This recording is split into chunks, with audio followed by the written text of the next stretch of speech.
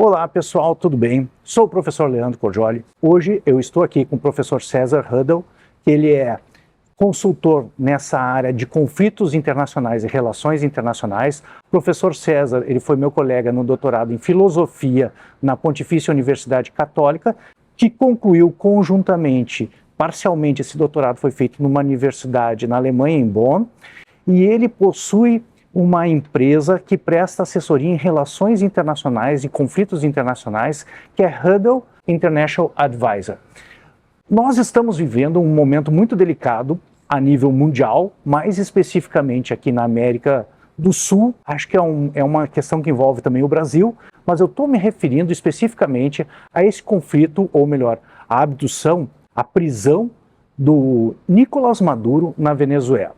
Digo, envolve o Brasil porque a gente está aqui com a questão de fronteiras do Brasil, tanto a Venezuela faz fronteiras com o Brasil, quanto a Guiana, que havia uma questão aqui, uma disputa de territórios da Venezuela com a Guiana na região de Essequibo, onde existem grandes reservas minerais de petróleo e de outros minérios.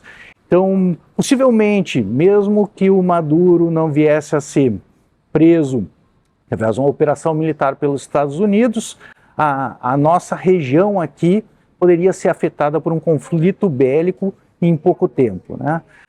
Eu gostaria de começar, então, perguntando para o professor César, para nos situar, como é que é essa situação, como é que veio crescendo isso? A gente sabe que a Venezuela tem uma série de refugiados da Venezuela, eu me lembro desde a época, de uns 5 anos, antes da quarentena, uns 7, 8 anos atrás, a gente recebeu uma série de refugiados da Venezuela, acredito quase 1 milhão de refugiados, né? E talvez até mais, não, acho que 1,5 milhão está no Peru. No Brasil, uns 700 mil refugiados, a gente tem 700 mil venezuelanos, né? E numa população, hoje em dia, estimada mais ou menos, são números aproximados, porque eles não têm um controle definitivo, que seria se todos os venezuelanos estivessem no território da Venezuela, seriam 42 mil venezuelanos. Contudo, desses 42 mil, 8 milhões aproximadamente se encontram no exterior, sendo que é praticamente 20% da população teve que sair da Venezuela por questões de fome, de violência, de perseguição política, e muitos deles buscaram refúgio no Brasil e estão buscando refúgio no Brasil. Então, como é que nós chegamos nessa situação? Como é que é a situação política da Venezuela? E como isso foi construído? Se o senhor pudesse colocar para nós, que eu sei que esse assunto está muito quente, o senhor mesmo me falou que está dando várias entrevistas, agora mesmo há pouco estava dando uma entrevista para o Lazier Martins, e ontem concedeu diversas entrevistas para diversos órgãos de imprensa. Então, é um assunto que vem preocupando bastante a população brasileira e o pessoal aqui da América Latina, que também acompanha o canal. Bom, Leandro, prazer estar aqui com você. Prazer é meu, professor. Segunda vez, primeira à distância, agora pessoalmente. No teu programa presencialmente. Exatamente. Para quem não está assistindo o programa, o Cordioli tem toda uma aparelhagem aqui, que no mínimo são 10 câmeras, né? Parece um estúdio de televisão, até fiquei impressionado, né? Com a qualidade, né, de imagem. Então, eu acho que a gente vem observando, Cordioli, um crescente na Venezuela de uma ditadura vinculada ao narcoterrorismo, né?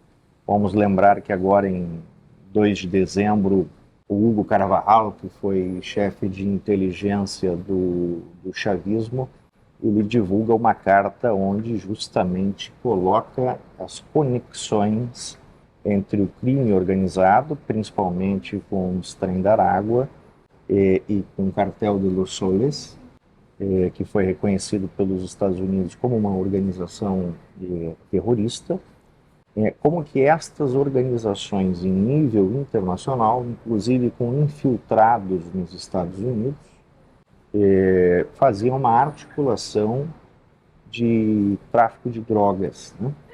E, portanto, quando a gente olha do ponto de vista do direito internacional, é importante a gente lembrar que o Maduro, né, nas últimas eleições, né, foram eleições internacionalmente reconhecidas como fraudadas, né, Portanto, o Maduro era um líder ilegítimo. E sendo um líder ilegítimo, né, você sabe muito bem também, gente que estuda a teoria geral do Estado, que um dos atributos ou elementos constitutivos do Estado é a soberania, que é o direito de governar. Quando a população delega o poder para um soberano, e ele tem o direito de governar em nome desta população. E o que acontece, e aconteceu historicamente na Venezuela, é que o Maduro fraudou também, muito provavelmente, a outra eleição, e vem nesse processo, sendo um líder ilegítimo, né, houve esta intervenção americana que fez uma extração, né, numa operação extremamente delicada, com uma série de situações em jogo. Então, esta ditadura narco-terrorista venezuelana, liderada por Maduro, ela fez justamente que 8 milhões, até hoje, de venezuelanos saíssem, fugissem, né, pedissem refúgio, em alguns casos asilo, em outros países do mundo, principalmente aqui os países latino-americanos. No Brasil nós temos muito venezuelanos, já conversei com muitos venezuelanos também, que contam esse drama, né? O drama da miséria, o drama da fome, mesmo sendo um país que tem talvez das maiores reservas mundiais de petróleo, estas reservas não foram utilizadas para o bem da sociedade. Você sabe muito bem, a gente conjuga a mesma ideia aristotélica de política, que a gente entende que ela tem um telos, né? Ela tem uma finalidade que é o bem comum e a felicidade do povo, né? E quando nós temos um regime que vai justamente ao contrário da felicidade do povo, né, nós temos um regime opressor, né? E Trump, ao criar essa nova estratégia de segurança nacional, lançada recentemente, ele coloca o foco nas Américas e no hemisfério ocidental. Porque durante o governo Biden, o que ocorreu? Né? O Biden praticamente deixou de lado a América Latina, né? Sendo conivente com muitas questões, inclusive, e isso deixou um vácuo. Em política internacional, a gente sempre entende que todo vácuo pode ser preenchido e deve ser preenchido por alguma Sim. coisa. Conversamos a respeito do Afeganistão, que aconteceu coisa parecida. Né? Então, olhando atentamente, né, para as zonas de influência hoje no mundo, né, e como a China e a Rússia principalmente transformaram a Venezuela num protetorado praticamente, porque compraram a soberania venezuelana. Só para ter ideia, 80% do petróleo que é exportado justamente da Venezuela é a China. Então é praticamente a compra da soberania de um país, né?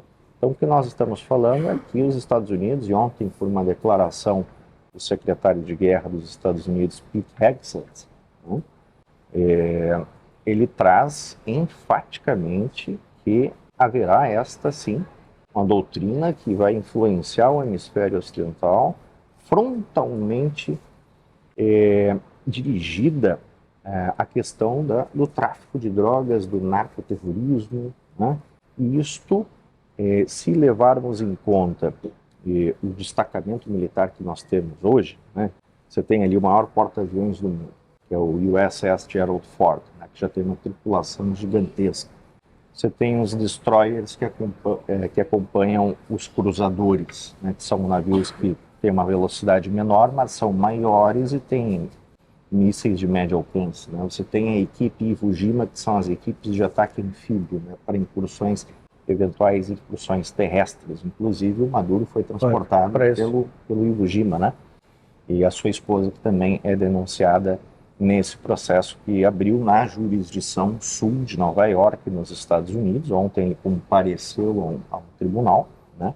A primeira notícia que havia chegado aqui, provavelmente ele seria defendido pela Defensoria Pública, mas parece que surgiu um advogado. Tem advogados, são dois advogados. Venezuelano, né?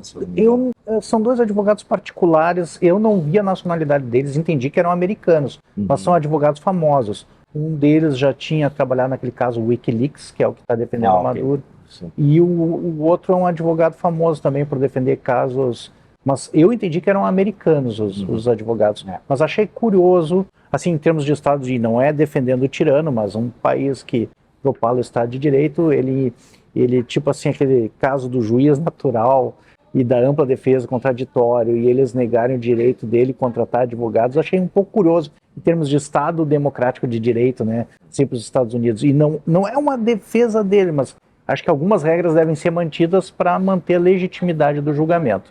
Mas parece que acabaram indicando advogados, não apenas a Defensoria Pública, ou ele, acho que ele não contratou, mas ele tem advogados agora constituídos. Né? Porque eles foram, assim, imputados crimes graves. Sim. Principalmente essa articulação internacional que envolvia o território americano, a soberania americana. Isso é importante dizer. Muitas vezes as pessoas acham que o Maduro não tinha nenhuma relação com o tráfico de drogas ou com organizações terroristas e nem com os Estados Unidos, mas muito pelo contrário. Ele tinha um envolvimento de coordenação desses processos que envolviam essas facções, seja os trem da água, né? E, inclusive, eu acredito que já há até um acordo, me parece,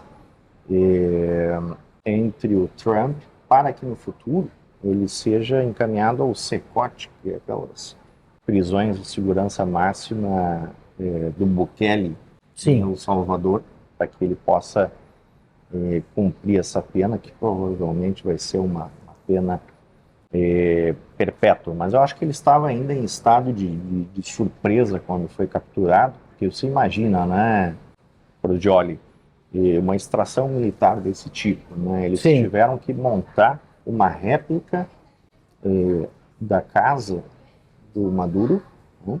Durante esse, por isso que demorou um pouco esse destacamento, ficou em águas internacionais no Caribe, e ele demorou um pouco justamente porque eles estavam simulando, né, tanto com o serviço de inteligência em solo venezuelano pela CIA, né, que é uma das agências da comunidade. Colhendo informações também. E nesta réplica eles fizeram todos os cenários possíveis que poderiam acontecer na captura de Maduro. Né? Mesmo se ele entrasse, né, se ele conseguisse ter entrado no seu bunker, também tinha um explosivo específico para poder derrubar aquela porta e trazer ele mesmo vivo ou morto. O plano já estava todo montado com todos impressionante, cenários, né? Impressionante o quão cirúrgica foi a operação, porque quando se noticia de 40 a 80 mortos, desse pessoal aí, eram seguranças do Maduro, ou seja, eram pessoas que estavam resistindo belicamente. Deles, 35 eram parece que tinha pessoas do grupo Wagner também, mas tinham cubanos também, que eram mercenários russos, né? E cubanos que eram mercenários, que isso demonstra inclusive aquilo, vai pegar o príncipe, o Aristóteles, né, que o próprio tirano não pode confiar na própria guarda, porque ele teme o próprio exército, porque tem um segundo homem aí, que é o chefe que é o comandante da defesa, né, acho que é comandante do Ministério da Defesa, o ministro da Defesa do Maduro, né, e que é um segundo homem, porque uma coisa, né, que você está colocando aí, mas desde 2020 Maduro já é procurado pelos Estados Unidos, tratado como um criminoso, sendo oferecida a recompensa de 50 milhões pela cabeça dele. E com ampla investigação do Tribunal Penal Internacional, que foi criado na década de 90, não é agora, que é o tribunal que julga indivíduos, né, diferente da Corte Internacional de Justiça do Sistema das Nações Unidas, cujo tratado constitutivo é o de São Francisco, de 1945. Nós temos o Estatuto de Roma, que fundou o TPI, o Tribunal Penal Internacional, e ele estava com uma ampla investigação do TPI, né, por uma série de crimes contra a humanidade. Eu não vi ninguém falando, mas eu acho que há uns 2, 3, 4 anos atrás houve a prisão de um dos generais do Maduro, né, pelos Estados Unidos. E pode ter havido algum acordo de delação premiada que não veio à tona ainda, né? E eu acho que pode haver também até uma delação com o próprio Maduro. Sim. Seja, seria um escândalo, né, se ele trouxesse... Tem um segundo homem esse no poder, que é o chefe do exército dele, né, que é esse ministro da Defesa, que é o que dá o sustentáculo ao poder, porque, na verdade, o poder na Venezuela, ele Agora, que nem você colocou muito bem, e eu realmente recebi críticas, primeira vez que eu me pronunciei a respeito desse caso, que eu chamei de presidente Maduro, disseram, não, ele é um tirano, ele é um ditador. E eu dizia assim, olha, mas ele está ocupando a presidência, apesar de ter sido fraudada a eleição, ele estava ocupando. E você colocou muito bem, né, que ele não tinha legitimidade para estar ocupando. Então esse é um ponto. O segundo ponto é que o segundo homem, que é o que dá o sustentar como militar, é o braço forte do regime, né, o que impõe a força ao regime, que é esse ministro da Defesa, que é o chefe do Exército, e ele também tem a cabeça prêmio. Os Estados Unidos ofereceram 15 milhões pela cabeça dele, porque ele é considerado um dos comandantes também desse cartel de Los Soles, né? Sim. Que é... E aqui eu acho que assim, os Estados Unidos está tendo uma... Me parece que houve uma pressão assim, de alguns comentaristas dizendo o seguinte, né? Como se a coisa pudesse ser resolvida em um dia. Ah, mas se vocês capturaram o Maduro, por que não capturaram os generais? A gente está falando de 2 mil a 3 mil generais, com altos salários pagos pelo regime para serem fiéis, que eram a elite da sociedade venezuelana. Então, só para ter ideia... Oligarcas, né? O Brasil, que é um país com dimensão continental, tem 300 generais. 2 mil a 3 mil generais, né? E o exército ele é fracionado em divisões justamente para evitar a possibilidade de uma rebelião unificada, né? Então e só que a Corina Machado, que deu apoio à cabeça da chapa, que foi o Edmundo Gonçalves, que ganhou as eleições e era oposição, pregressas, né? Oposição ao Maduro. Ele é um diplomata com profundo conhecimento de relações internacionais. Mas eles ainda não têm, até a gente comentava antes, né, eles ainda não têm o contato com essa banda podre do regime. Então, é um processo, primeiro você tem que fazer a extração, o Maduro é quase que um troféu, né, que demonstra que essa operação ela foi um sucesso, e agora novos desdobramentos. Agora vem justamente a pressão americana em cima da Venezuela. Os Estados Unidos vai colocar os termos e vai impor esses termos a Delcy Rodrigues, que é essa vice-presidente que assumiu interinamente, né? E foi até engraçado porque o governo brasileiro nas eleições pregressas na Venezuela, quando Maduro assumiu, né, e fraudou as eleições, ele ficou num processo meio de recuo. Sim. Mas agora ele reconheceu a vice-presidente, mas ela fazia parte da chapa. Ou seja, então é contraditório, né? Sim. É um tema muito complexo e multifacetado, né? Mas o que eu vejo é que o governo brasileiro, ele adota um discurso muitas vezes que ele utiliza os princípios, a base principiológica do direito internacional, que é profundamente estatocêntrico. A gente conhece o direito internacional público, né? Por exemplo, para atacar esta operação dos Estados Unidos. Mas não usa a base principiológica do direito para atacar, por exemplo, a guerra ilegítima que o Putin fez com a Ucrânia. Não houve condenação. Concordo contigo, belíssima comparação. Eu não tinha me apercebido, mas ontem ainda discutia isso com um colega e dizia assim, os pronunciamentos do Lula parece que ele está se equilibrando no fio de uma espada, porque ele não quer cair nem para um lado nem para o outro, porque agora em seguida ele vai ser submetido a uma avaliação que são as eleições, né? E na eleição passada ele evitou se associar ao Maduro, né? Então agora ele está cuidando para tipo assim, não legitimar a ação americana, mas não tomar o lado do Maduro. O governo ele entra numa situação sensível agora, porque é uma escolha de Sofia. Ele vai ter que ele vai ter que dizer o seguinte: olha, ou nós seguimos alinhados com essa zona de influência americana, né?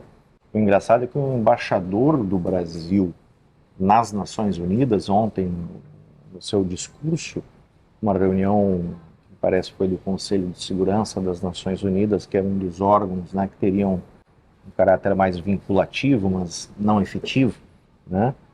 O embaixador do Brasil das Nações Unidas, ele disse que não poderia ser aceito um protetorado americano.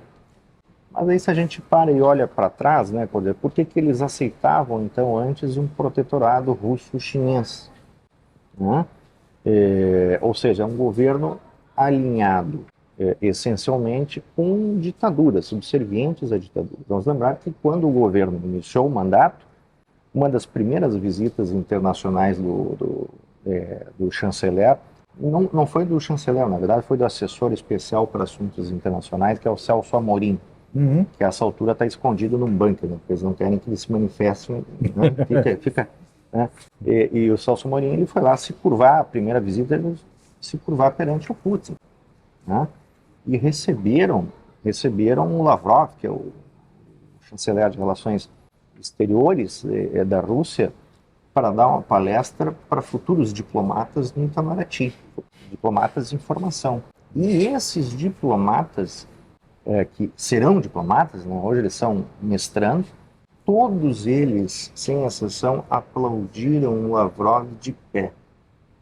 Então, que tipo de geração de diplomatas nós teremos daqui para frente? Sim. Diplomatas subservientes a ditaduras, né, ou a guerras ilegais, flagrantemente ilegais, como esta guerra russa, da Rússia contra a Ucrânia, né? Então, me parece que o direito internacional ele foi, de certa forma, instrumentalizado para uma narrativa. Sim. Né? Para uma narrativa para essa questão do Maduro. Mas a gente tem que considerar o seguinte, ele carecia de soberania. Né? Ele podia ter o exército na mão, podia ter a polícia bolivariana na mão, que era aquela polícia repressora que passa com os tanques em cima dos protestantes, né? Sem dó e pudor. Mas ele não tinha a legitimidade, ele não tinha a soberania, não foi investido, né? Não foi delegado esse poder. Né? Ele não representava a vontade geral ou a vontade do Exato, povo. Né? Então, houve essa operação de extração por parte dos Estados Unidos. Mas agora, é difícil você colocar no atual contexto, né, e mudar a coisa da noite para o dia. Não, agora capturaram o Maduro. Né? Ele está nesse processo, vai responder esse processo nos Estados Unidos. A banda podre continua no regime. Né? Mas é um processo que está em andamento. Eles primeiro, né, vão cooperar com a Delcy Rodrigues, porque ela vai dar acesso ao petróleo, né? Porque o Trump também ele quer pagar essa guerra não com dinheiro do contribuinte. Ele quer usar o petróleo. Né? Ele quer justamente usar o petróleo como zona de influência, dizendo o seguinte, olha, nós não vamos mais tolerar a influência chinesa e russa no hemisfério ocidental. Não é mais playground para os projetos chineses de infraestrutura, né? O Belt and Road Initiative, que a gente conhece, que são aqueles projetos, e muitas vezes são projetos que a gente chama de debt trap diplomacy, que seria uma diplomacia que é o seguinte, eles emprestam muito dinheiro para o Estado, eles sabem que ele não vai conseguir pagar aquele empréstimo, e eles pedem em troca, por exemplo, um arrendamento de 100 anos de um aeroporto, de um porto. Isso em vários países do mundo, né? Há essa estratégia chinesa, e na América Latina estavam se fazendo isso também. E agora os Estados Unidos, né, criou essa doutrina de segurança nacional, dando então o hemisfério ocidental, nós vamos estabilizar o hemisfério ocidental, ou seja, isso certamente é um destacamento militar que não vai ficar resguardada a Venezuela. Ontem mesmo o Trump falou até da Colômbia. Petros, né? Do Gustavo Petro, que tem feito discursos, inclusive na última Assembleia Geral da ONU, ele saiu nas ruas com um megafone, incitando a população que fizesse uma rebelião contra Trump, no território americano. Então, você vê, e retiraram o visto dele, né, depois da... Isso é gravíssimo.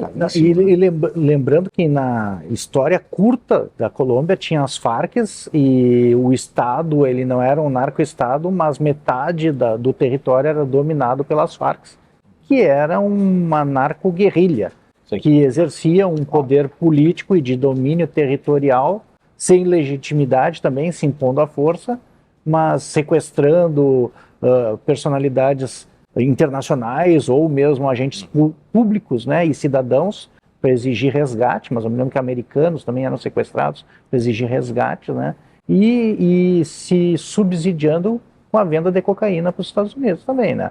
Isso numa curta história, né? Eles conseguiram mais ou menos uma tentativa de pacificação, mas parece que agora a coisa está voltando a esquentar também. O próprio Petro, quando esteve recentemente no Brasil ao lado do Lula, ele defendeu a legalização da cocaína, sentado do lado do presidente do Brasil. Então isso coloca o Brasil, muito provavelmente, daqui a pouco, até numa rota de colisão com os Estados Unidos. Em um momento em que nós passamos um processo de negociação, envolveu a questão de imposição tarifária, que envolve outras questões que estão em negociação. Muito provavelmente o Trump viu algumas oportunidades no Brasil, porque ele é um realista transacional. Ele vê a oportunidade de ganhar com alguma coisa, ele investe naquilo, né? E o Brasil é a segunda maior reserva de terras raras. Acho que havia algum tipo de negociação nesse sentido. Também a questão envolvendo as big techs americanas, a questão de o Brasil não usar mais o sistema satelital chinês, usar o do Elon Musk americano.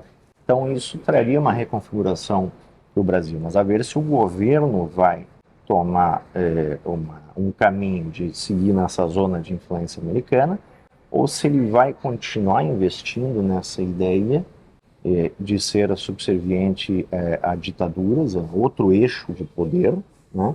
Ou se ele vai ficar numa zona cinzenta, né? Que não sabe para que lado que ele está pendendo, que eu vejo também como uma manobra um pouco arriscada, deixando a Argentina quase como a liderança da América do Sul, né? Que já tem um alinhamento automático com os Estados Unidos, né? E vem fazendo um trabalho de recuperação econômica, inclusive no país, né? Que o Fernandes deixou um país, a Argentina, na beira do abismo, né? O Milei, com toda a sua extravagância, mas ele conseguiu, né, reduzir a inflação e melhorar os índices econômicos da Argentina, né? Trouxe mais esperança para os argentinos, né?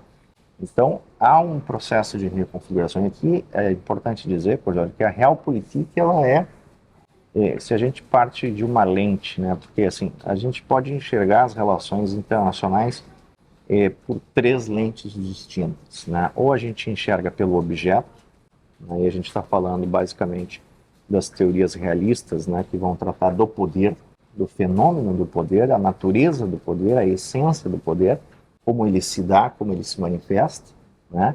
Que defende que o mundo ele é anárquico, pois não tem um poder de coação, é hierárquico, que mandam alguns, né?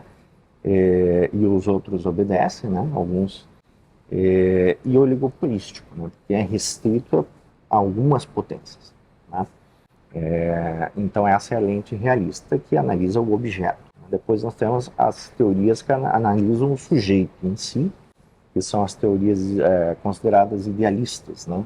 Que a gente pode citar Kant, né, com seus imperativos categóricos e etc., que analisam o fenômeno das relações internacionais pelo sujeito, pela possibilidade de cooperação econômica. Então muda um pouco a natureza, né? E depois as teorias críticas e construtivas que vão unir justamente objeto e sujeito e vão fazer uma mistura, né? Construtivismo e outras teorias críticas que se seguiram, né? Mas eu sempre digo, assim, de forma epistemologicamente clara, eu me filio uma visão realista das relações internacionais e não tenho problema nenhum em dizer isso, né? Porque eu sou franco, né? E honesto intelectualmente, porque eu acho que é uma abordagem mais conservadora das relações internacionais e é um entendimento que já está assentado basicamente há séculos de história, onde nós tivemos a Pax Americana, a Pax Britânica, o domínio de grandes impérios, né? O que Raymond Aron, que é um grande sociólogo das relações internacionais, vai falar como paz de hegemonia. Né? Talvez a gente esteja vivendo um momento de paz de hegemonia, que é uma paz que nós temos quando uma superpotência impõe uma determinada agenda, e querendo ou não, o Trump, por mais que possamos fazer críticas, ele conseguiu fazer processos de cessar-fogo. Né? Por exemplo, o Biden nem conseguiu se mexer sequer para levantar um dedo, né, e fazer um telefonema, né, em alguns conflitos importantes do mundo. Tá? Então isso é importante. Ele foi, no seu outro mandato, foi acho que o único presidente americano a botar o pé na Coreia do Norte. Então tem essas, né, e se a gente faz a comparação, os democratas eles são muito mais beligerantes em política externa do que propriamente os republicanos. Né? Eu ia te perguntar exatamente esse ponto. Por exemplo, já de muito tempo que aconteceu coisa parecida na Nicarágua também com o Ortega, né? Aconteceu a mesma coisa, foram lá e prenderam ele, abduziram ele, levaram ele para julgamento nos Estados Unidos, também por tráfico de drogas, mas desde do 11 de setembro, a gente pode pegar o Bush com uma interferência ou uma hegemonia, ou sei lá, uma posição americana assim, a nível dirigido para o Oriente Médio, né? E aí depois também o Obama, que também ele foi lá e interviu num outro país e era uma missão de assassinato. Ele não foi lá para sequestrar o Osama Bin Laden e levá-lo a julgamento. Ele foi lá para assassinar o Osama Bin Laden. Não avisou ninguém. E não avisou ninguém. Interviu num outro país, assassinou ele e despejou o corpo dele no oceano para que não se soubesse o lugar, né? Então, isso já é histórico dos americanos intervir em outros países, né? Agora, o que está mudando, assim, isso que eu te pergunto, é o eixo, que se era um eixo horizontal, em termos em termos de esfera terrestre, agora ele está verticalizando e centralizando na América Central e América do Sul, porque a América Central também é onde agora estão, inclusive, os navios que você mencionou, né? E ele se interessando pela América do Sul, pelo menos esse território ali que pega a Venezuela, por exemplo. E como é que tu vê isso?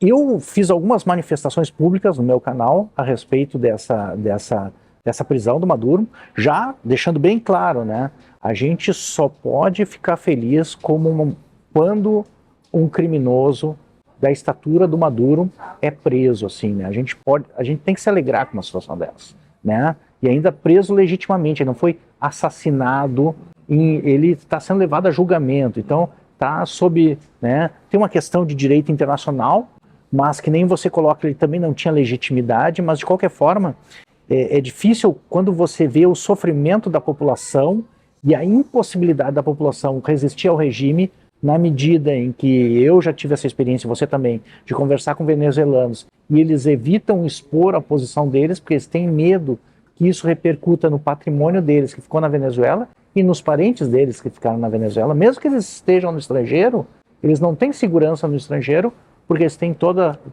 uma questão de raízes. Por outro lado, que eu ia te colocar, eu recebi algumas manifestações de cubanos revoltados com a intervenção americana, porque disseram assim, por que eles não fazem isso em Cuba? Então, a esperança deles é que os americanos fizessem isso em Cuba. Eles dizem assim, só o que eles querem é o petróleo, e Cuba não tem petróleo. Então, o que eu te perguntaria assim, como é que você vê, em termos de realpolitik mesmo, né, a motivação, né, a motivação dos americanos é a riqueza, e a justificativa moral são os direitos humanos e uma causa humanitária e uma questão criminal, né? Porque esses dois lados, né? Falta de legitimidade, uma questão humanitária é o que justifica internacionalmente, tipo assim, as posições que a gente vê não criticando internacionalmente, que nem ontem mesmo eu vi uma manifestação da líder da comunidade europeia dizendo, olha, esse presidente não tem legitimidade para ser... O Maduro não tinha legitimidade para ser presidente, né? Então, acaba perdendo a legitimidade moral e isso acaba afetando a legitimidade política dele. Ele se impõe por força. Ele consegue... não é que ele consiga comandar o exército, mas o cara que comanda o exército está junto com ele. Não vou dizer ao lado dele, porque ele mesmo não usa o exército para se proteger, teve que contratar mercenários para se proteger. Quer dizer, ele não confia nem nos seus companheiros, nem na vice-presidente Rodrigues também. Ele confia porque parece que ela já havia conversando com o Trump desde outubro, ela já havia com algumas conversações, já havia algumas negociações para ele se entregar para o Trump e ela assumir. E foi inclusive afetado pela administração americana a possibilidade que ele fosse para algum país não signatário do Estatuto de Roma, isso no caso seria a Turquia, né, ou seria a Rússia, Cuba, improvável, porque não teria condições, né? Mas isso foi ofertado e Maduro no primeiro momento não quis e depois se arrependeu. Depois se arrependeu e amargamente. E a autoconfiança, esse excesso de autoconfiança, já não vai acontecer nada comigo, né? Sim. Ele é problemático, né? Mas você traz uma questão central, duas questões centrais, né? A situação como estava na Venezuela, ela não dependia de uma nota da ONU, não ia resolver, né? Ela não dependia do Conselho de Segurança, porque não vai resolver também, porque lá você tem entre os 5 principais membros, né, do P5, que dentro do Conselho de Segurança, estão a Rússia e a China. Então, qualquer resolução emanada pelo Conselho vai ser vetada. E quando um país veta, a resolução não tem efetividade, né? Sim. Então, que foram quem inicialmente se manifestou contra a ação americana.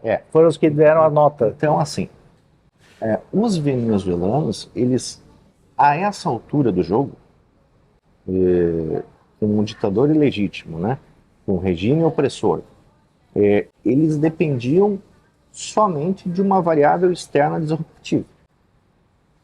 E essa variável surgiu, né? E os venezuelanos comemoraram isso. Vários outros países a gente vê comemorações. É difícil as imagens internas de Caracas e da Venezuela. Acho que só imagens da Não, AFP, ia te dizer, os repórteres brasileiros estão tentando entrar na Venezuela. O primeiro filtro que eles fazem é de redes sociais para saber quem são os caras e eles não conseguem entrar. Então tu pega vários. Até hoje de manhã eu estava acompanhando as notícias, eles estavam tentando entrar. Estava o Cabrini tentando entrar e vários outros não conseguem entrar. O repórter é barrado. Segundo, ontem começaram as prisões dos repórteres e de quem estava noticiando dentro. Então isso caracteriza a ditadura e a permanência da ditadura sobre a presidência da presidenta interina, né? Então, Rodrigues, né?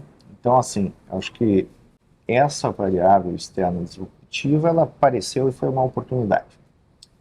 Quando você fala dos Estados Unidos e da sua política externa, né, você falou do Oriente Médio, você falou do Extremo Oriente, e lembrou bem, né, que a gente tem um termo de doutrina militar que a gente chama de pivô estratégico, que é onde, digamos assim, os Estados Unidos fincam o pé, principalmente com suas frotas marítimas e terrestres.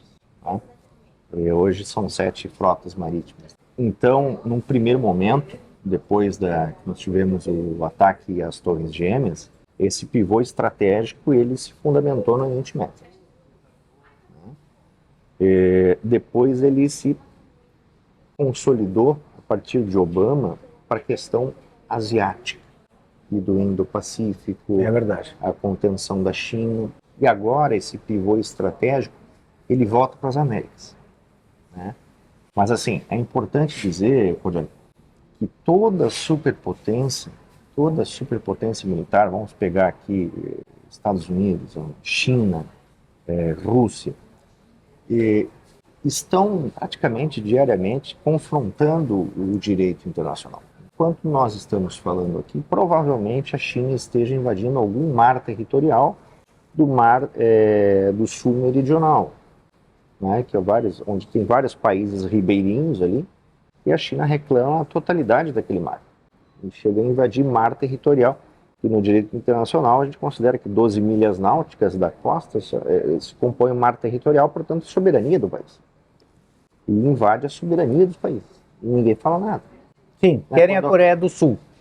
A Coreia do Norte, quando faz testes com mísseis balísticos intercontinentais, que caem no mar territorial japonês. Acho que ontem, domingo, né? Domingo eles fizeram que o Japão estava denunciando. Cai no mar territorial japonês. Então, assim, as superpotências e a realpolitik, elas funcionam à margem do direito internacional. Isso não é uma exclusividade dos Estados Unidos, senão de todas as grandes potências, né? Porque a China tem um projeto né? Se a gente vai analisar os documentos de política externa da China, a China tem um projeto de projeção naval. Ela já vai ter a maior marinha de guerra do mundo, para você ter ideia. Sim. Então, esse avanço em águas azuis, né, isso é muito significativo. Isso traz uma crise para 2026, que a gente provavelmente até pode fazer um programa também para falar disso, mas é o caso de Taiwan, que está numa situação complicada. Taiwan é o polo dos semicondutores mundiais. Então a China quer justamente a dominância daquele polo econômico, isso é uma estratégia de virada econômica também, né? O Japão também está se manifestando, a primeira-ministra, de forma muito enfática, como nunca vimos antes o Japão fazer, porque na Constituição japonesa sempre foi o exército sempre foi um conceito mais de defesa e não mais defensivo e não ofensivo, né? Por questões constitucionais, e isso está mudando, né? Então, assim, os Estados Unidos, historicamente, mudou esse pivô estratégico, e agora ele está centrado no hemisfério ocidental, né? E isso vai trazer resultados para outros países, provavelmente para a Colômbia, em um dado momento, né? O próprio Trump ontem disse numa entrevista no Air Force One, né? que possivelmente a Colômbia estaria nessa rota. E eu acho que, assim, o Brasil, né, isso vai ter um impacto significativo no Brasil. E talvez, se a gente pegar a história do Brasil, talvez seja a eleição que se avizinha agora, seja a eleição que tenha mais impacto a questão externa. Porque nas eleições brasileiras a política externa nunca foi uma variável, né, importante, né? Lá nos Estados Unidos é uma variável importante, mas não a principal. Mas lá é importante, né? Mas aqui no Brasil as temáticas são outras, né? Mas a depender de como esse jogo, né, esse tabuleiro geopolítico vai se desenrolar, isso vai impactar diretamente o processo eleitoral que se avizinha. E aqui tem as apropriações de narrativa, né? A direita vai utilizar isso fortemente, né? Se o governo não fizer um alinhamento com os Estados Unidos, né? E, inclusive, o Lula pode sair perdendo eleitoralmente muito com essa questão. Se ele for entrar numa rota de colisão com os Estados Unidos, ou se ele for entrar numa zona cinzenta, ou se ele vai continuar defendendo esse eixo do mal, digamos assim, dessas ditaduras do Irã, da China e da Rússia, né? Apoiando e sendo subserviente a essas ditaduras, né? Então, isso vai reconfigurar completamente, né? E no Brasil a gente sabe que nós temos uma situação, por exemplo, saiu no final de 2025 agora uma pesquisa pela Universidade de Cambridge, e 26% da população aproximadamente no Brasil está abaixo do que se chama de governança criminal, ou seja, são 60 milhões de pessoas, se a gente pegar a população total, 60 milhões de pessoas no Brasil que hoje estão abaixo de regras do crime organizado. E o crime organizado, ele está nos três poderes, né, executivo, legislativo, judiciário, em todas as esferas. Então, como é que você desmancha um Estado paralelo como esse? E está falando do Brasil, não da Venezuela. Estamos falando do Brasil, né? Então, nós temos um grande desafio interno também, né? E nós temos que ter a coragem, muitas vezes, né? E parece que falta essa coragem, de dizer o seguinte, que essas facções que nós temos, que ameaçam a população, que têm muitas vezes armamentos melhores que o exército brasileiro, né? Elas deveriam ser, sim, declaradas como organizações terroristas, né?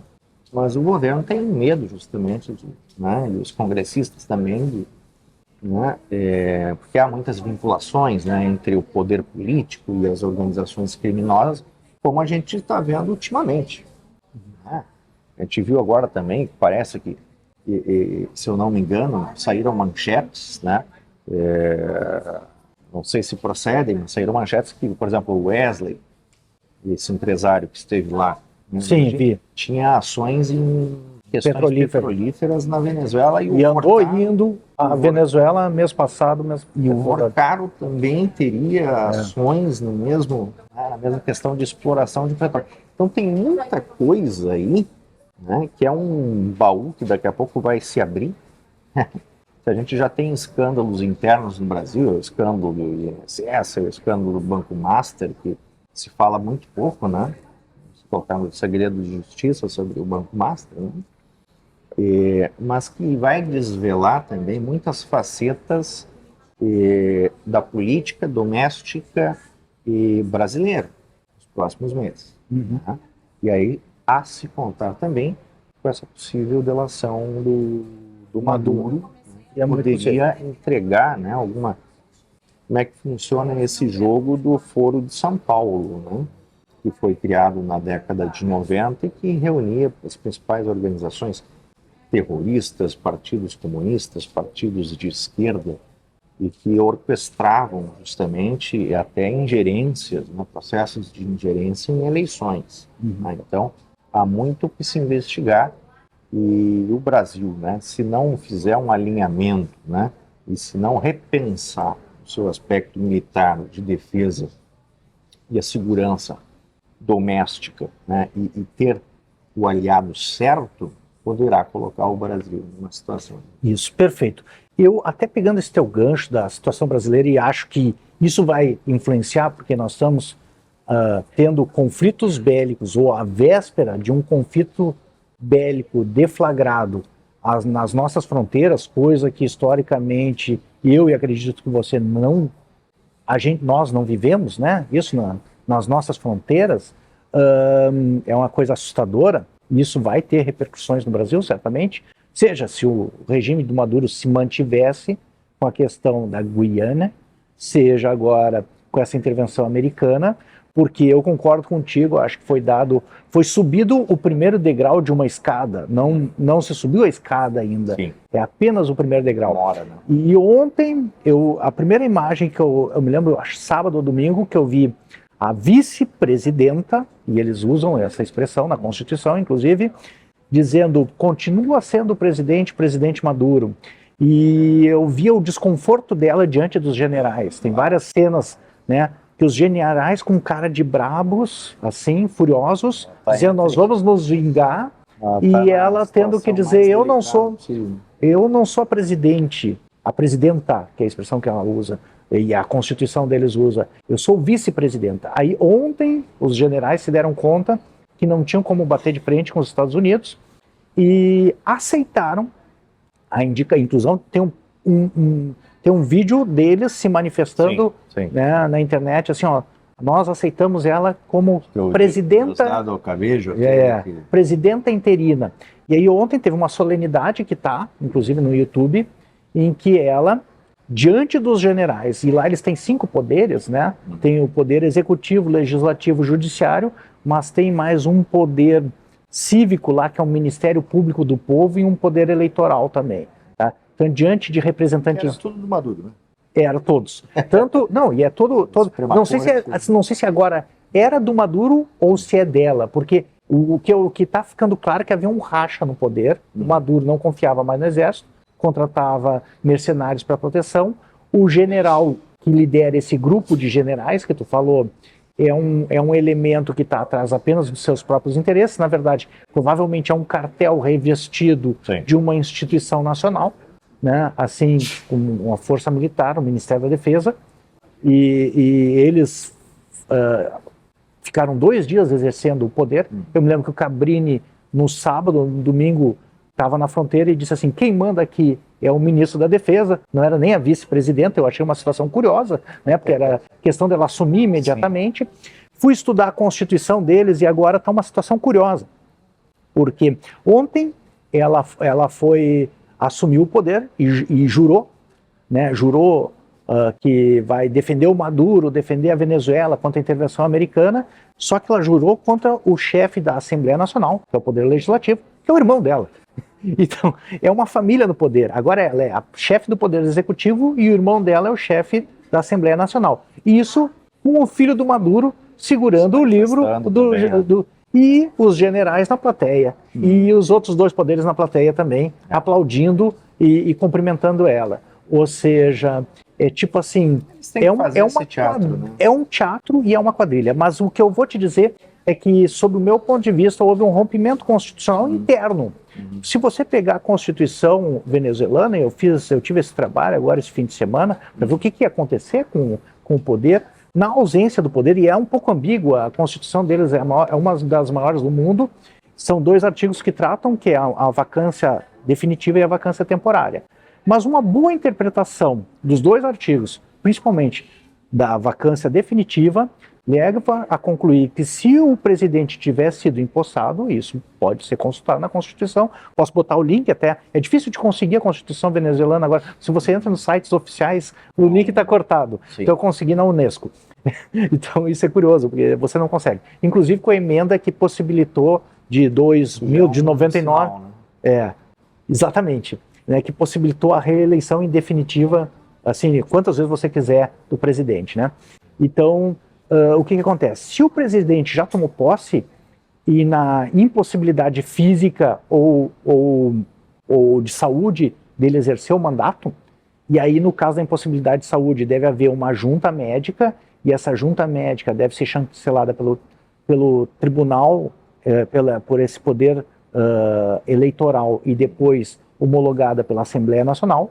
Mas se há uma impossibilidade física, a Assembleia Nacional deve decretar a vacância do cargo, indicar a vice-presidenta ou vice-presidente como presidente interino e convocar eleições em 30 dias. E é uma ordem cogente, assim, ela não deixa margem para, sabe? Ou seja, a Rodrigues, que assume agora como presidente interina, ela, segundo a Constituição venezuelana, ela deveria convocar uma eleição geral secreta e direta em 30 dias para que se votasse num novo... Provavelmente não vai fazer isso. Parece que deram 90 dias para ela do exercício do cargo de presidenta interina. Quem vai impor os termos mas os Estados Unidos. O que eu digo é só que é curioso que há um rompimento da ordem constitucional. Sim.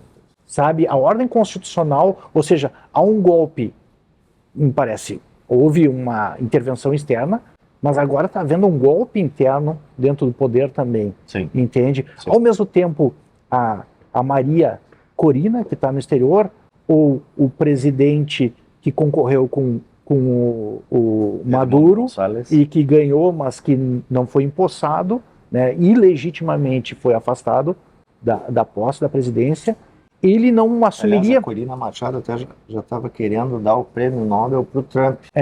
Exatamente. Exatamente. Não sei se é um momento, né? E que eu acho que eles também criam muita expectativa, porque não é o fato do Trump ter tirado o Maduro que eles vão assumir o poder agora. Na verdade, que nem eu estou te dizendo... É uma transição que você tem que negociar com essa banda podre do regime. 2 coisas. Há uma Constituição que prevê regras para que a coisa se transcorra num Estado de direito, pelo menos. Mas eu acredito que que é essa convocação da eleição em 30 dias. É a coisa que eles menos preocupam com a Constituição. Claro, é isso que eu estou querendo dizer. Né? Isso é um golpe. E é o que menos...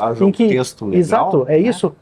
Positivado, mas eles não estão nem aí. Né? A margem podre do regime não está nem aí para a Constituição da Venezuela. E os Estados Unidos vão impor os termos. Né? E a primeira coisa que eles querem é já o acesso ao petróleo. Não é muito essa coisa, vamos levar a democracia para... Não é bem isso. Né? São cálculos mais pragmáticos. Mas surge essa esperança e essa transição.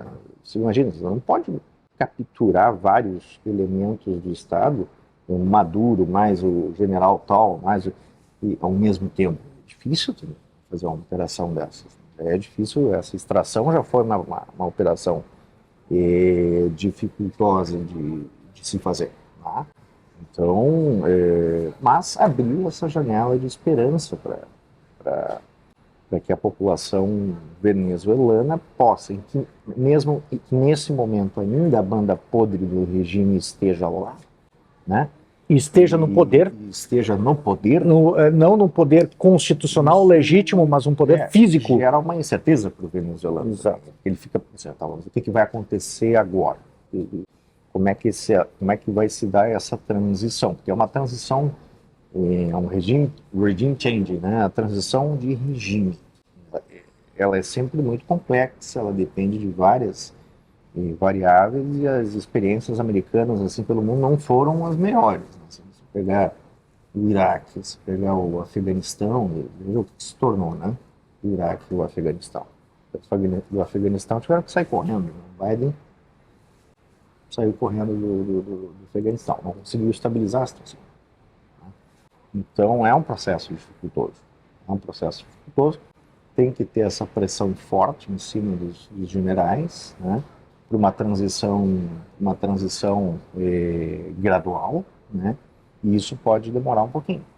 Uhum. Isso pode demorar um pouquinho. Mas essa operação ela vai se estendendo aí pela América Latina para outros países. Eu né? concordo contigo, e eu acho que para nós brasileiros uma coisa preocupante é que esse governo que se mantém, segundo isso, ele não se mostra legítimo, esse da presidenta Rodrigues, de duas modalidades. Primeiro, a chapa dela é uma chapa usurpadora do poder. A chapa que fraudou a eleição. Segundo, ela está sendo empossada de uma maneira ilegítima, que nem eu tentei mostrar agora, que ela deveria convocar eleições em 30 dias, segundo a Constituição venezuelana. Então, por dois motivos se justifica, né, juridicamente uma nova intervenção, não tem legitimidade. Justamente essa intervenção americana, ela concorda em cooperar com a Delcy Rodrigues porque ela era ministra do quê? Dos hidrocarbonetos. Ou seja,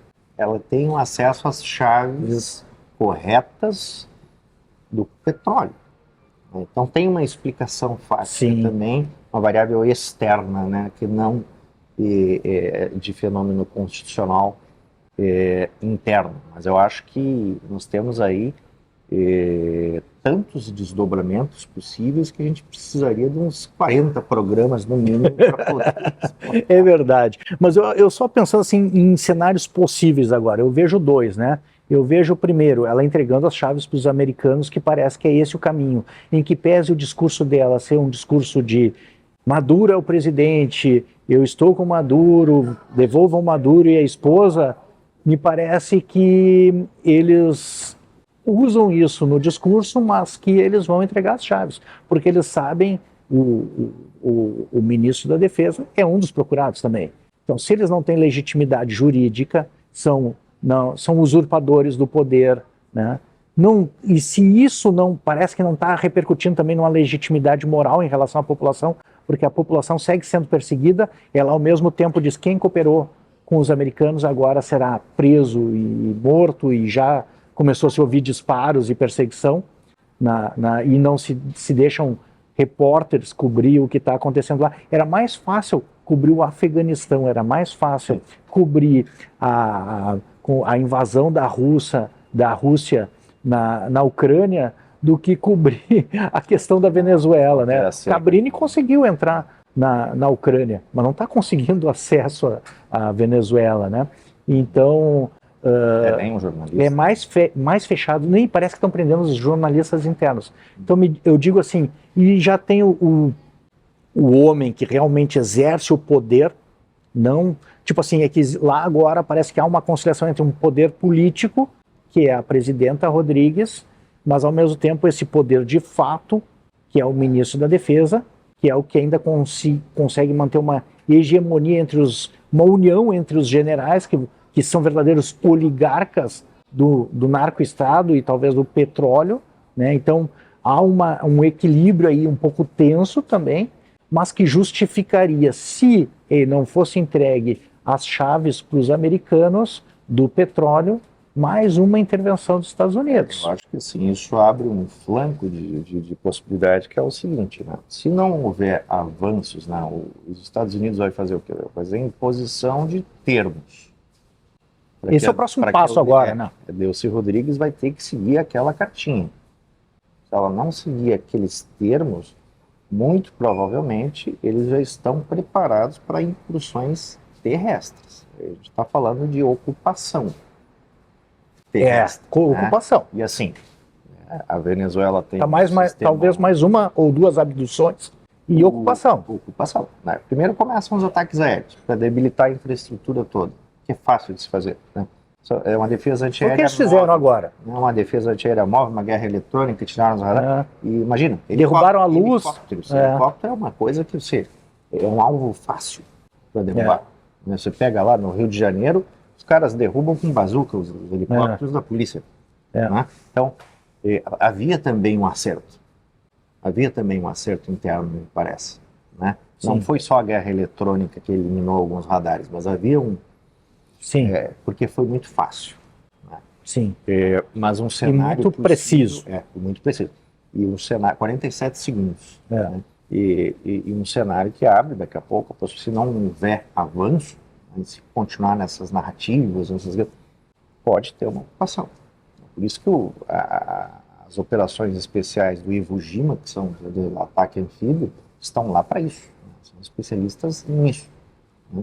Então isso pode acontecer, mas também é um cenário difícil também, e tem um trauma americano, porque a Venezuela basicamente ela é constituída de montanhas e selvas. Sim. Então você não tem sinal de GPS e você está falando de cenário de guerra de guerrilha.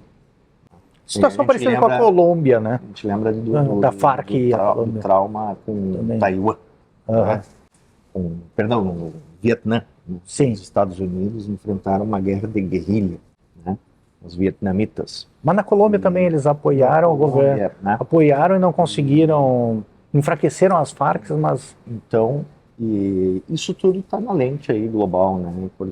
Vamos aguardar os próximos desdobramentos. Como é que você acha que fica o povo venezuelano diante dessa situação? E depois, quais as repercussões, eu digo não só políticas, né? Mas eu e você como brasileiros, nós estamos numa situação bastante complicada, porque a gente está à beira de um conflito militar, que nem a gente, e pode ser um dos desfechos, se as chaves do petróleo não forem entregues para os americanos, a gente pode ter um desfecho militar. E mesmo que seja, pode haver uma cisão entre a presidenta interina e o ministro da Defesa da Venezuela, né? E pode haver uma cisão ali e um conflito interno, uma guerra civil, que é o que eles estão temendo hoje em dia também, né? Porque ele sabe que ainda que ela entregue as chaves do petróleo, a cabeça dele vale 15 milhões para os americanos. Já tem cartazes, né, desde 2020 buscando a cabeça dele também. Então ele é outro que vai ser preso, né? Ele vai ter que se entregar, senão não haverá paz. A sua pergunta, né, de finalização, né, o que o Venezuela... Eu acho que ele está nesse compasso de espera para ver o que vai acontecer. Eles estão esperançosos, eu acho. Várias manifestações de venezuelanos que eu vi na internet nesses últimos dias eram mensagens de esperança. Não vi nenhuma mensagem assim, de um venezuelano criticando ou um certo pessimismo. A única consideração que eu... Até porque, se fosse o caso, né, de estarem preocupados, as fronteiras, e a gente tem essa fronteira seca, né, com a Venezuela, em Pacaraima ali, né, a fronteira já teria um movimento significativo. Sim, tá igual. Está observando. Então, acho que elas estão assim, num compasso de espera, vamos ver o que vai acontecer, o que essa mulher aí vai fazer, se ela vai seguir os termos americanos mesmo, né? Mas eles estão, ao mesmo tempo, em compasso de espera e estão com uma esperança e estão comemorando. Eu ia dizer, né, a nível, os que estão fora da Venezuela estão comemorando, né? Quando há uma manifestação que é de crítica, normalmente não tem venezuelano, e os venezuelanos vão lá cobrar isso, né?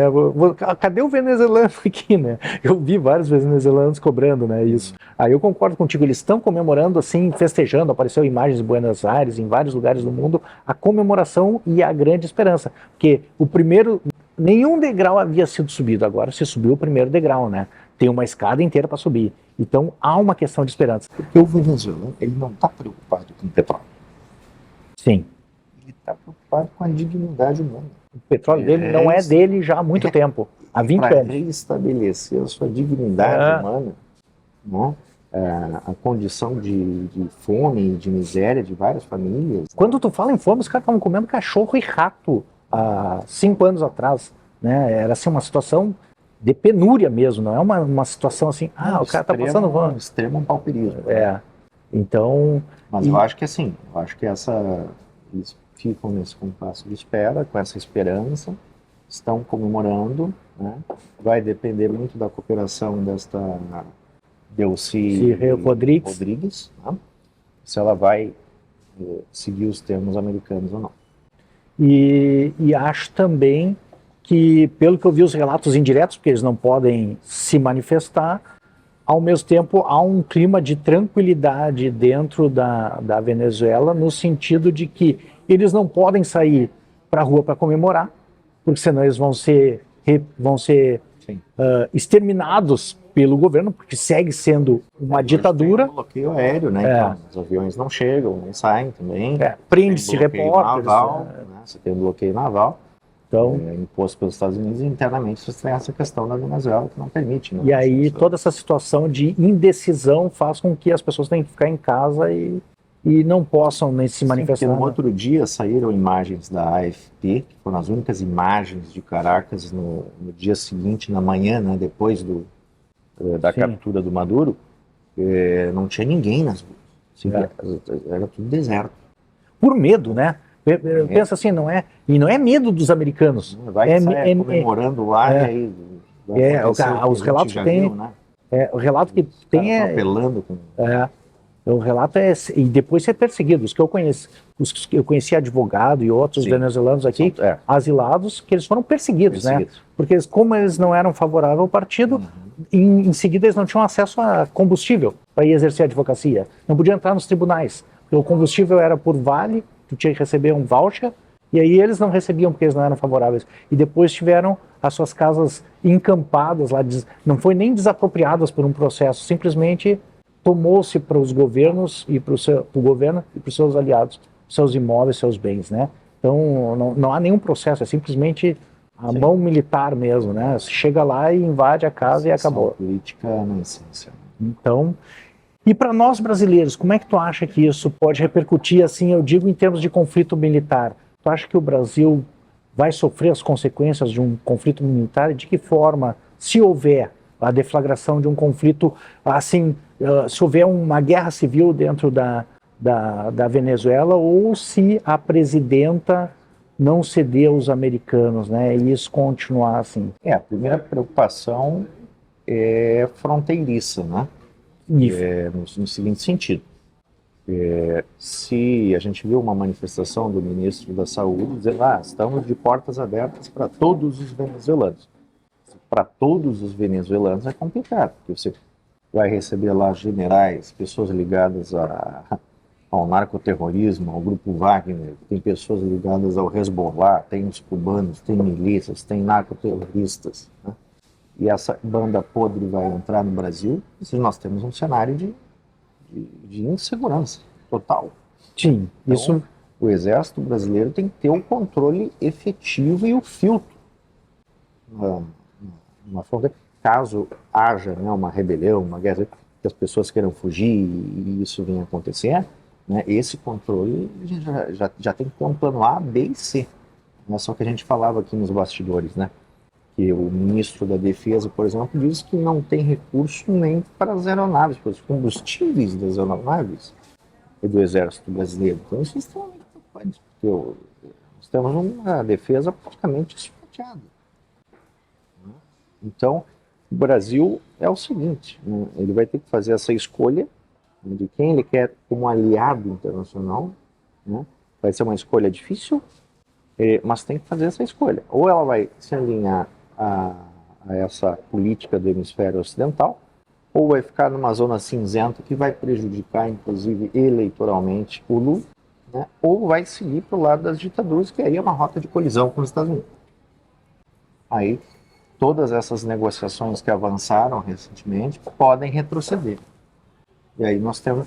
Não acredito que... Assim, imaginar um cenário de guerra, mas eu acho imaginar um cenário de bloqueios, de sanções severas. E aqui poderia ter vários tipos de sanções. As empresas americanas podiam sair do Brasil. Nós não temos mais Instagram, nós não temos mais Facebook, nós não tem cartão de crédito, não tem, é que a gente nem se dá a gente conta. não poderia nem estar botando no YouTube, talvez. Então, vai depender muito do posicionamento. Para encerrar, o que você teria assim, de uma mensagem final para o pessoal que nos assiste aí a respeito dessa situação toda que é muito delicada e que, como é diretamente aqui nas nossas fronteiras mesmo, né, brasileiras, com os nossos vizinhos e irmãos venezuelanos, o que você poderia deixar de palavra final para o pessoal que nos acompanha? Olha, eu acho que deixaria a mensagem, que eu não sei se é pessimista ou se é otimista, né? Mas a Realpolitik está dando as cartas, né, do hemisfério ocidental. Tem gente desagradada com isso. E tem gente que está comemorando. Né? Porque tudo no Brasil vira uma polarização. Né? Ou é a favor ou é contra. Não tem uma mesotes, não. Não, e se o cara, eu tentei fazer um caminho do meio, é os dois lados me criticando, né? Uns porque aí tu leva, né? dos dois lados. Dos dois lados, né? Esse meio termo no Brasil é complicado. É complicado. Mais pra gente.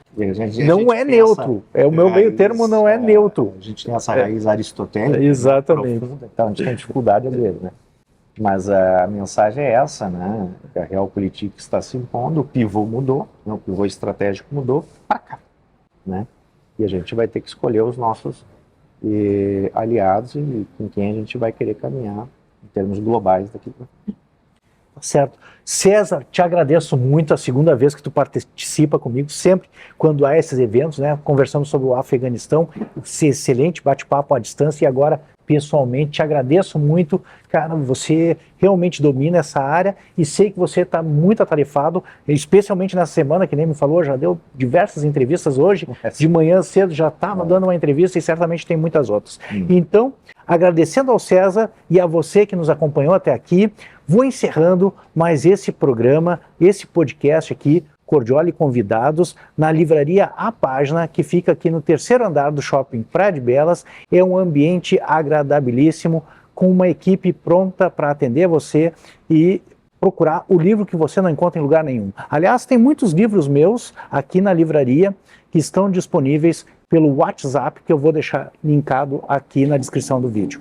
Um grande abraço e uma boa semana. São os votos, professor Leandro Cordioli.